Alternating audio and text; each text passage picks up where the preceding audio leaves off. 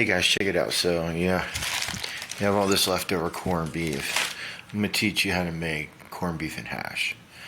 So the first step is we're gonna cube potatoes, and then we're gonna finely mice and chop up this corned beef. I'm gonna show you both the steps, and then I'm gonna show you we're gonna boil these potatoes in a little bit of juice. Alright, so when we do our potatoes, so you basically want to try to make these square. Okay, you can have some of the skin because, once again, I believe in that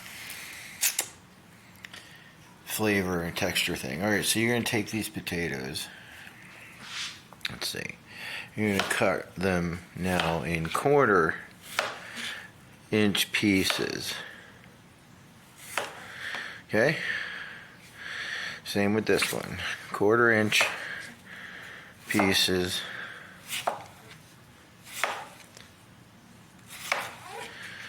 Alright, then you're going to stack them up a little bit like this, and then you're going to do 1/4 inch again on each one. And then come back in 1/4 inch again. So 1/4 inch cubes all the way around for these potatoes. It's not hard. You just gotta be willing to do it. I mean, some of you guys might just want big old potatoes in your corned beef hash, but this is kind of, I would say, the traditional kind. It's got to be better than the kind that comes out of the can. So I'm going to get these done up, and then we're going to show you how to do the corned beef. Alright guys, here we are. Got a little pile of the fat. I'm going to teach you how to do this corned beef thing real quick. So get everybody about the same size here. Okay, stack them up. Cut it in half. And do the same little, about as thin as you may be able to get it, about 1/8 of an inch. You know? And stack it all back up, and 1/8 of an inch again. Make sure you got it all separated. Come back in here. Do it again. Meat is so tender it just tries to pull away from the knife most of the time. And again, you know. This will be so good. Give it a couple of chop around here. Make sure you keep your fat out of the way. Okay, here's another piece. Alright, with this fat, you're going to want to push with your knife and pull it all apart, because this is what's going to add that gooey, keep everything together texture type of thing. It's called flavor and texture. I tell you guys about this all the time. And then come back in and spread it out one more time here. Get it all gooey. Okay. Alright, I'll be back. Alright guys, so now we have our beef all cut up. Our potatoes are all diced. So we're going to take these and we're going to put them right in here. And we're going to boil them for a little while. Alright guys, now that we got this pot rolling to a boil, we want to add in about 1 tablespoon of olive oil. And just 2 things. It helps break the starches and gets them to mix up. See, we're not going to rinse these potatoes off like you would normally to wash the starch off. We want this starch so that it can compile with this and that little bit of fat that's in there. that's what'll keep everything together and taste really yummy. Alright guys, so this has been at a rolling boil now for about 5 minutes. Why do we call it a rolling boil?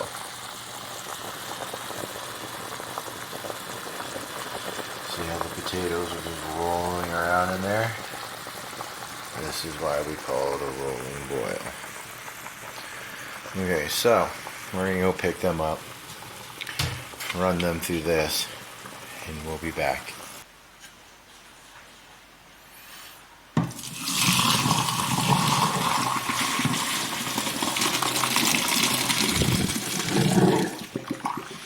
We pour this slow. That way we can keep some of the starch. We're going to put this back into here. Alright. We got all this drained out and put back in this thing here. It's all your yum potatoes. Stay tuned. We're going to be putting this together and showing you how it works. Alright guys, so we got our potatoes in our pot here now. Alright? Horrible lighting. So, now we're going to take this corned beef and we're going to shove that in there. Now, put this back on the stove here. Alright guys, so now we got these in here together. We're going to mix it around a little bit. Let's see what we got here. Okay. So, I'm going to mix it around. Don't be afraid to break some of these potatoes as you're doing this. You know, smush it down a little bit. No big deal. Okay, now that you've gotten some of your potatoes mushed in here, we are going to take a half a glass of water and 1, 2, 3 shots of Worcestershire sauce. I'm going to pour that in there.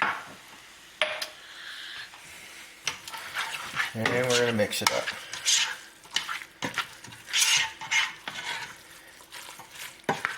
Okay.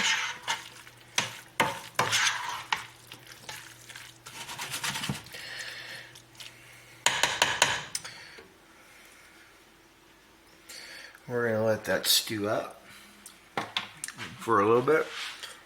Now keep in mind, you didn't see me add any spices in here because of the fact that this is your leftovers. It already has the spices. It was already ready to go. If anything, you want to put salt and pepper on this later to taste, feel free, go ahead, do that. Don't forget to give me a thumbs up, a like, and a subscribe, please. Ooh, we're getting a little sizzle. Sizzle? Remember, we had 2 of these bowls. One was full of the corned beef, and one was full of potato. By the time this is done simmering, it'll be 1 bowl, topped off pretty good, and then it'll be ready to make into the actual corned beef hash. So every now and then while you're going through this process, mix this around. You're kind of trying to break the fat around the corned beef around, and the starch from the potato. When they start to mix together, they're going to thicken up, and then this will be ready to be put in the pan and fried to however you like it. Let's bring you in for that close-up sizzle.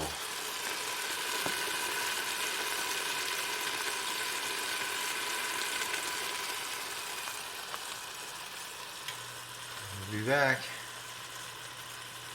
Alright guys, so now we got it off there. We're going to give this a little bit of a mush, you know, all the way around the pan. Don't be afraid to mush this. I'm going to try, you're not trying to make, I use a ladle and it's kind of flimsy, so you're totally not trying to make this into potato mush. You want to be able to keep some of this cubed potatoes as a base. Now, texture and flavor. So if you just work around the rim,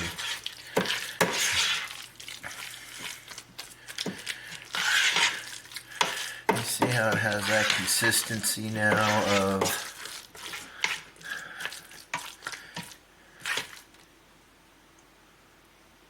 the consistency of corned beef hash. Alright, so I'm going to get this and fry up a little bit. I'm not going to do the whole thing because this is either what we're going to eat for dinner or breakfast tomorrow morning or this evening. So, alright guys, let's do this. Get our pan on here. And we're going to use a little bit of this vegetable oil spray so we don't go crazy.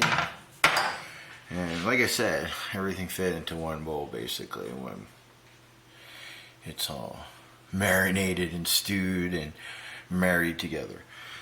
So we're going to take 1 scoop out of this.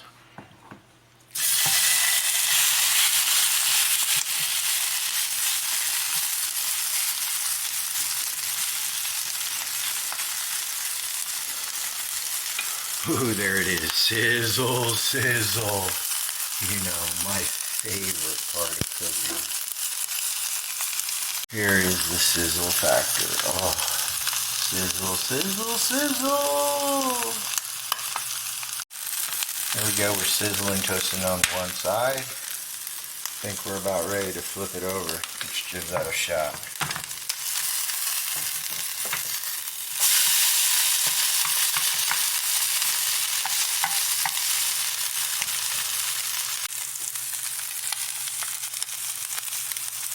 Look at that. That's how you make good homemade corned beef hash.